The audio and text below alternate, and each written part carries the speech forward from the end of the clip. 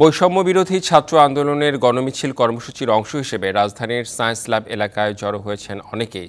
সেখানে আছেন সহকর্মী আরিফুল ইসলাম। বিস্তারিত জানতে যুক্ত হব তার সাথে। আরিফ, পরিস্থিতি কেমন দেখছেন, বিস্তারিত জানতে চাই। রেতন, আমার যদি আমি দেখাতে চাই যে জায়গাটিতে আইন শৃঙ্খলা বাহিনী যে তৎপর বা নিরাপত্তা যে জোরদার করেছে এই সায়েন্স ল্যাব মোড়টায়, বিশেষ করে চত্বরটায়, সেটা কিন্তু আসলে দেখলেই বোঝা যায় যে আসলে পরিস্থিতিটা কেমন। তবে এখন পর্যন্ত স্বাভাবিক রয়েছে, আইন শৃঙ্খলা বাহিনী তৎপর রয়েছে। এছাড়াও আমরা যতটুকু জানতে পেরেছি যে গাউসিয়া মার্কেটের সামনে আওয়ামী লীগের নেতাকর্মীরা সেখানে অবস্থান করছে, যাতে করে কোনো প্রকার নাশকতার সৃষ্টি না করতে পারে। বৈষম্য বিরোধী ছাত্র আন্দোলনের যে শিক্ষার্থীরা রয়েছেন বা যারা রয়েছেন, তারা কিন্তু ঠিক অপোজিট সাইডে, মানে তার পাশেই কিন্তু তারা অবস্থান নিয়েছেন।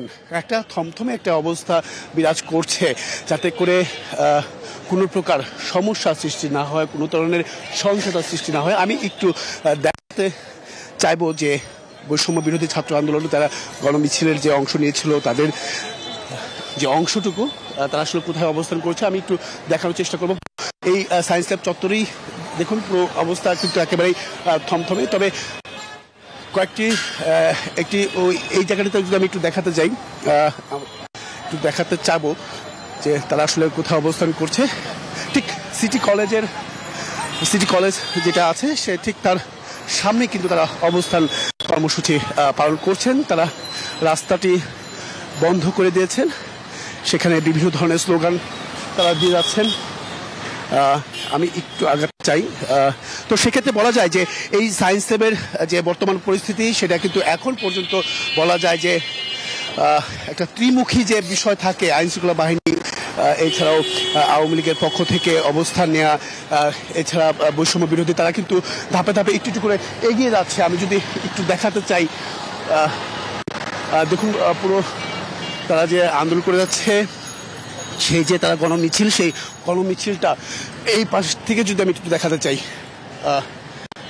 দেখতে পাচ্ছেন যে তারা কিন্তু ঘুরে আবার এদিকেই তারা সায়েন্স ল্যাব থেকে ঘুরে সিটি কলেজের সামনে দিয়ে ঘুরে তারা আবার সায়েন্স ল্যাবের দিকে আসছেন। বলা যায় যে তার সায়েন্স ল্যাবের মোড়টাই কিন্তু আইন শৃঙ্খলা বাহিনীর অবস্থান, আর তারা কিন্তু এদিকেই এগিয়ে আসছেন। তারা বিভিন্ন ধরনের স্লোগান দিয়ে যাচ্ছেন। এখন সেটা আসলে অপেক্ষা করতে হবে যে যাতে করে কোনো প্রকার সহিংসতা না ঘটায়, সেই বিষয়ে নিশ্চিত করতে কিন্তু আইন শৃঙ্খলা বাহিনী তৎপর রয়েছে। পুরো জায়গাটি কিন্তু একেবারেই থমথমে অবস্থা, কোনো প্রকার যানবাহন চলতে দেওয়া হচ্ছে না। একটু দেখাতে চাই তারা যে এগিয়ে আসছে।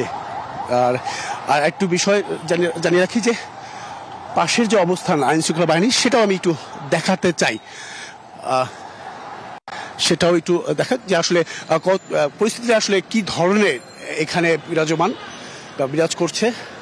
আইন শৃঙ্খলা বাহিনী আরেকটি বিষয় খেয়াল করলাম যে তারা যখন এগিয়ে আসছে, আইন শৃঙ্খলা বাহিনী কিছুটা পিছিয়ে যাচ্ছে।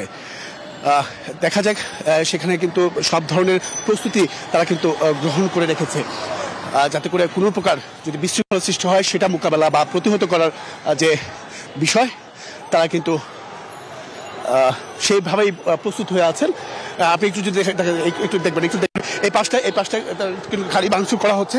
আমি একটু দেখাতে চাই গাড়ি ভাঙচুরের, বা এখানে বর্ডার গার্ডের কিছু গাড়ি বা পিক আপ ভ্যান গেল, সেটা দেখেই তারা আসলে অনেকটাই ক্ষিপ্ত হয়ে গেছিল। যেটা বর্ডার গার্ডের বিজিবির যে গাড়ি, সেটা দেখেই তারা কিন্তু ভুয়া এই স্লোগান তারা দিচ্ছেন। তারা কিন্তু এগিয়ে আসছেন ধাপে ধাপে।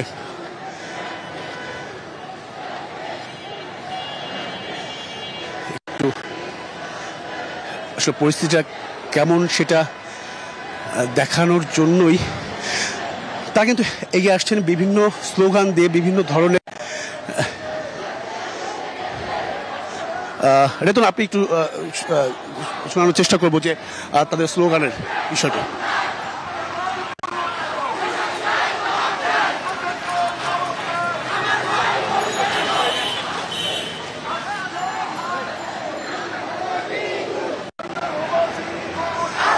রেতন, বিষয়টা তারা যে বিভিন্ন স্লোগান দিচ্ছে, তারা আসলে যে ধরনের কর্মসূচি তারা দিচ্ছেন। জি, বুঝতে পেরেছি। শিক্ষার্থীদের অনেকেই রাস্তায় নেমেছে, অন্যদিকে আইনশৃঙ্খলা বাহিনীও সতর্ক অবস্থানে রয়েছে। আপনাকে ধন্যবাদ আরিফ।